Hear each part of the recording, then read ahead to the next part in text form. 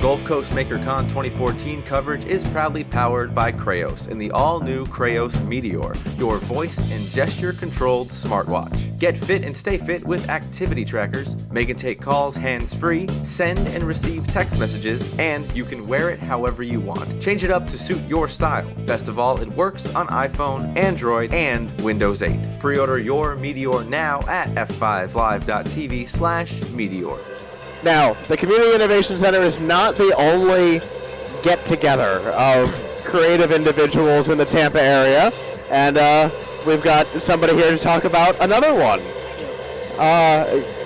If you pull the mic a little closer, because it's loud over here. A little loud. And then go ahead and introduce yourself. Let me move this forward a little bit. There we go. Well, I'm John Adair. I'm a board member of Tampa Hackerspace. Okay. That's my audio. It's a little soft. Yeah. 3 up. We'll raise it up. No worries. All right. There we go. Yeah, I'm a co-founder of Tampa Hackerspace. We actually met at the Mini Maker Fair that LA4E hosted last year. Okay. At this time. So we kind of took over from a group that had begun about a year and a half earlier. They never really got a space open. They never quite got things going. We met up, got a team together at the Mini Maker Fair last year. Went throughout the summer without actually having a space. Back in August, we moved into a... That is loud. We moved into a space downstairs from Cowork Tampa in kind of West Tampa area, and we've been running ever since. We started with about 8 members. We grew pretty quickly to about 15. We're about 35 now. Nice. That's paying members every month. Awesome. That's how we pay rent. Sure. Then on top of that, we run classes. We got about 150 people that kind of regularly come to something maybe once a month or so. We got about 700 people in the Tampa area that are in a Facebook group and constantly talking about making stuff. We've really grown. Very cool. And I know it's just the beginning. We're already feeling that our space is tiny. We want to keep growing. We ran a Kickstarter campaign, raised over $16,000 to buy some new equipment. Awesome. Very cool. We're working out some grant money to do some much bigger things. And we've got 2 3D printers in the shop. We bought a small CNC machine. We're building up our electronics lab. So it's the shop is coming together, and we've got a lot more money to spend and buy some cool things and keep growing. And I mean, it's something we sat here. I mean, it's something we've been talking about in the Tampa area with Terry Willingham, Life, everybody else. Right. We see all these other cities with spaces, and we knew there was room for one in Tampa. Absolutely. And I'll tell you what, having one open, there's room for a lot in the Tampa area. There's a lot of demand, and it just keeps showing up week after week after week. So I'm excited. I'm excited about what we're doing. I'm excited to see other spaces going up. And keep growing and do different things, and there'll be overlap, but I mean, there's going to be a lot of differentiation. Everybody's going to have a 3D printer. I mean, they're so cheap, they're so fun. You can do such amazing things with them. Maybe not everybody's going to have a nice big laser cutter, but or CNC machine, but and that's okay. And that's okay. But I mean, 3D printing is amazing. It's also very, very slow. So having a lot of printers around is very handy. It's a good thing, yeah. Indeed. Yeah. There's a couple of them literally right behind us over here, and we've had the opportunity to watch them in action. Yeah. I mean, there's a great space hopefully going up in St. Pete this year, hopefully. And really our biggest challenge has been finding real estate. I mean, finding a landlord that'll deal with you and and put up with what you're going to do and understand that you're a nonprofit and I mean, you don't have a long financial history, and then we grow rapidly. I mean, you can't go in and sign a 3-year lease on something that you're going to outgrow in 8 months. Right, so, that's true. But yeah, we've grown. We teach probably about 6 classes a month on a good month. We teach an introduction to Arduino, an electronics class, a soldering class. We have a CAD for 3D printing class. Nice. We have a software-defined radio class with a little TV tuner that you can do different radio reception on. And then the one that fills up right away every time we offer it is lockpicking as a sport. There's a lock sport group here in the Tampa Bay getting formed, and these guys that are into computer security are very into lockpicking, and it's been a very popular class. And I'll tell you what, kids love it. I can bet. part of the class is to talk about legal aspects of it and make sure that you're obeying the law and understand what you can do. But it's a fun little learning thing. I mean, it's very much part of the MIT hacker curriculum from the early days of the idea of hacking at MIT. Right. I mean, lockpicking has been a very big thing at MIT, so we continue to do that. We for a while had a box of locks and equipment at the office. It is not easy. It's not. It's not. And it's very easy to show you locks that cannot be picked. I mean, the guy who teaches the class has a box full of locks that he can't even come close to picking. So, yeah, it's not that hard to get a pick-proof lock. But right. But a typical master padlock or a door lock, they're pretty easy. So it's been fun. It's been quite a journey. I mean, we've been very honest with people that there's going to be bumps in the road as you grow, and we're learning. We keep offering a little bit of kids programming and trying to learn what to do with kids programming, and parents have a lot of interest in coming to kids programming, but we're looking for more parents interested in helping us run kids programming. Yes. Yeah, explain what they want. And as somebody who's also involved in the first program, you know how hard it can be to get the right type of mentoring and I have to such. say, one of our challenges as we went through the fall is that a lot of us are involved in First Robotics, so that tied up our weekends. Right. It's a fantastic program, but it takes some time. Yeah, I mean, I'm really excited. I mean, we've loved doing First Robotics. I mean, that's where a lot of us actually got together when we started Tampa Hackerspace, is as First Robotics mentors. So very cool. To go on and do that for other things with kids, and now do some Arduinos with kids. Mm-hmm. We actually just got a fairly large grant to do some Arduino classes for underprivileged youth in the Tampa Bay area, and then we're matching that with some other grant money to go out and do even more. So it's an exciting time for adults and kids. I mean, it's well, so the organization is successful. It's growing rapidly. It's been self-sustaining. That is important. We're trying to pay our regular expenses with membership dues and classes, and then grant money goes towards capital expenditures like equipment. So and our Kickstarter has gone almost entirely to capital expenditures as well. So it's been fun. We actually had. So one of the early things we did at Tampa Hackerspace is we had a quadcopter meetup where we got a couple of guys together that have been involved in quadcopters. I think you guys know Kevin Wolf. Yeah. Oh, yeah. Right, Kevin. I was dying for Kevin to get together with some other friends of mine that have done quadcopters. I'm like, I want you guys to all get together and talk quadcopters. Sure. So we had one night where we had 6 different people with different quadcopters all to get together and talk, and I'm like, looking at this room, and there's these 3 guys I've been trying to get together for 2 years to talk about quadcopters, all in one room, talking about quadcopters, going out inside and flying their quadcopters. One guy, Ed Scott, has a fully autonomous takeoff to landing, GPS-controlled autonomous quad. It's actually a hexcopter. He went out and flew a GPS path and came back and landed. So to have him talk to Kevin, who builds his own flight controllers, and to Nick, who's into battery technology and videography, I mean, it's just amazing. It was just like an idea of the potential that's in this community. Right. And then we had another early meeting where we had one. We used to have people go around the room and introduce themselves and talk about what they're into. And one guy's like, "Well, I'm into aquaponics." I'm like, "Oh, that's kind of interesting." And then I got, "Well, me too." And then this guy's like, "Yeah, I actually have an aquaponics system in my backyard growing stuff." And these guys, and there's like 3 guys that are serious, hardcore aquaponics people, all getting together and talking. I'm like, this is what a hackerspace, makerspace is about. Yeah. Is getting these people together in a space and having them have these conversations, and then building stuff and learning and then teaching classes to other people that don't know it, that want to learn it, that are interested in it. Yeah, it's what we were just talking about with Chuck, is the ability for people with either very similar or incredibly divergent ideas to come together into one place to be able to share those crazy ideas together. And like you said, with the quadcopter, we actually talked about Kevin Wolf. Yeah, we did. And the ability for them to share the different aspects of what they're doing and why they're doing it and how they can come together. Right, and I mean, Kevin can talk about his flight controller to a room of .NET people And they're like, oh, that's really neat. They don't really even understand it. But when he's in a room full of quadcopter people and they go, you built your own flight controller did board? what? You soldered the entire thing? Yeah. You reflow oven it? And these guys are like fascinated that he built his own board to begin with. And they really understand the complexity of what he did. Yep. That's eye-opening.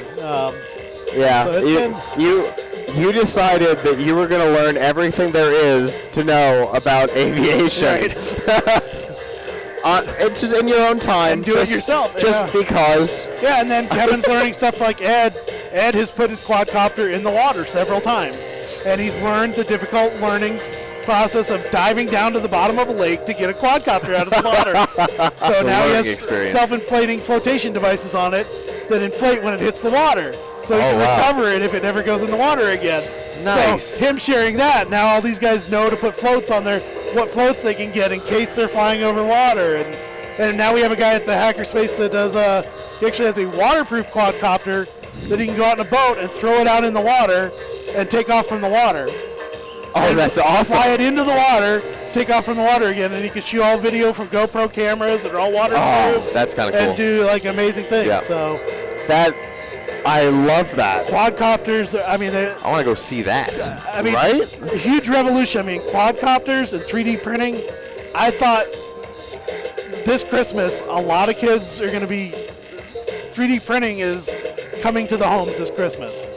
Quadcopters are very close to being in the homes this Christmas. I mean, we know a few people that have them at home. By this Christmas, I think a lot of people are going to have them. Now, Chris Willingham is running around here. Have you seen his little one? No, he's got the little quad. Honest to God, it's a quadcopter. It's.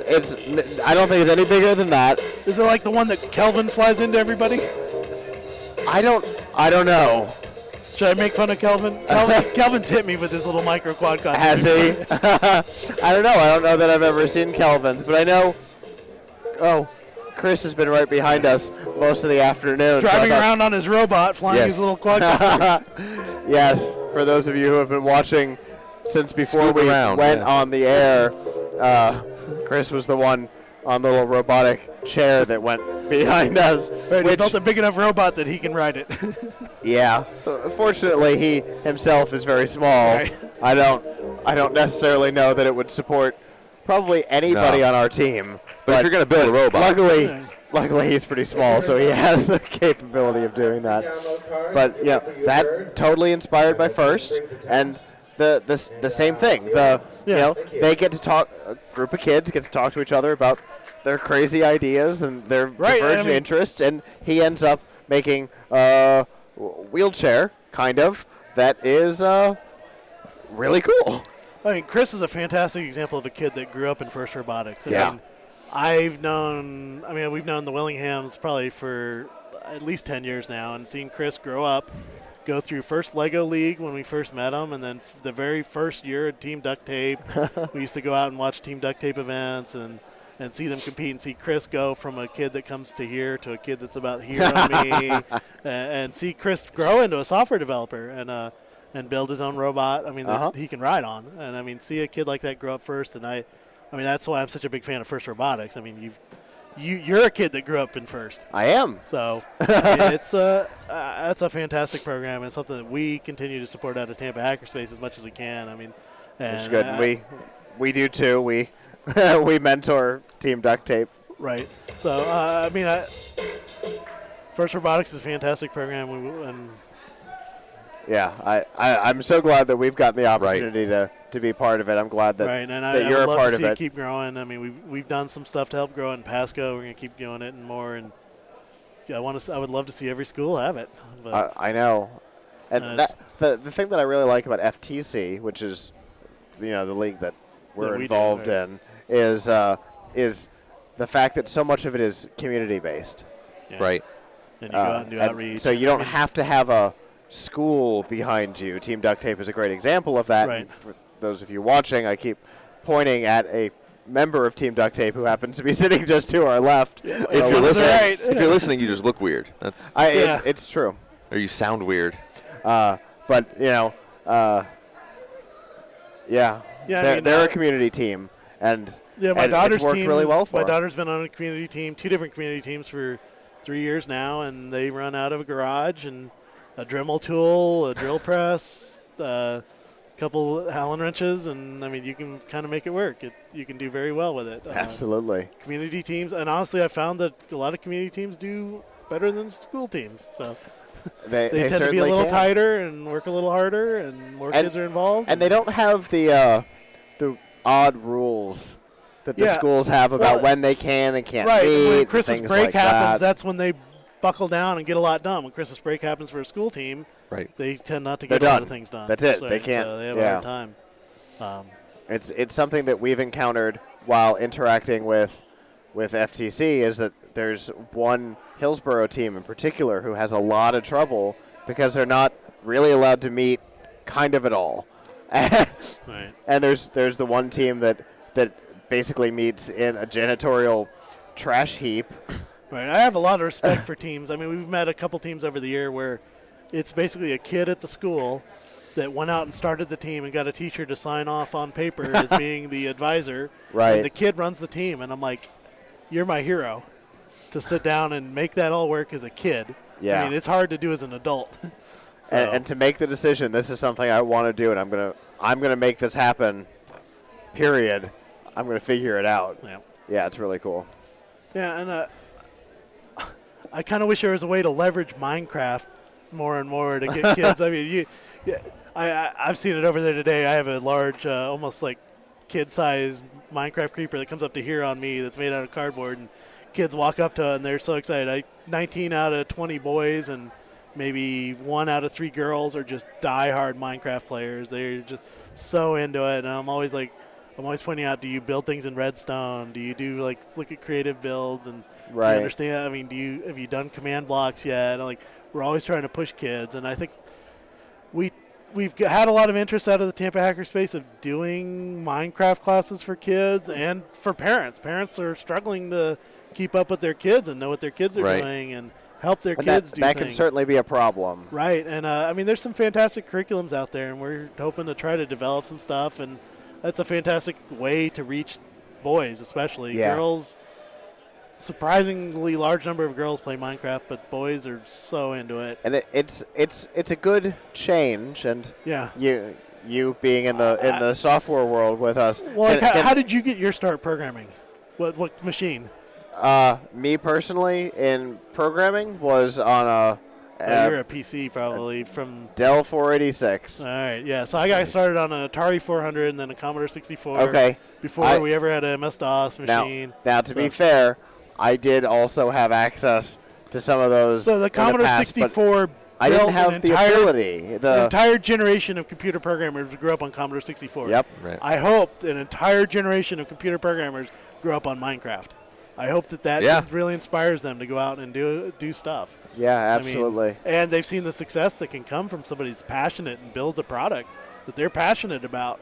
That honestly is not a fantastic polished product. Minecraft is a little rough, but so many people see it, and it's not the most efficient game, but people love it. He's done very well. And there's some really interesting things that you can do. I mean, shortly after it became a known thing, somebody built an 8-bit processor. Right. Yeah, full in the game. GPU. People are building all kinds of crazy things out of it, and I'm just always pushing kids to do a little more and understand Redstone and go do those things. And it's a fantastic time. I mean, we're at a great time to be a kid. Imagine growing up with a 3D printer in your house. I know, right? Minecraft servers, and I mean, like we have an Oculus Rift floating around the hackerspace, and you put that thing on and you play. I mean, the unofficial Minecraft ports. Right. And you see just imagine what kids are going to grow up on and the speed of the computers. And it's definitely an interesting place to be, an interesting time to be. Yeah, for sure. Well, John, we really appreciate you coming and talking with us. Good to see you guys. It's always good to see you. Thank you so much. Thanks for coming and talking to us. Yep. All right. Thank you.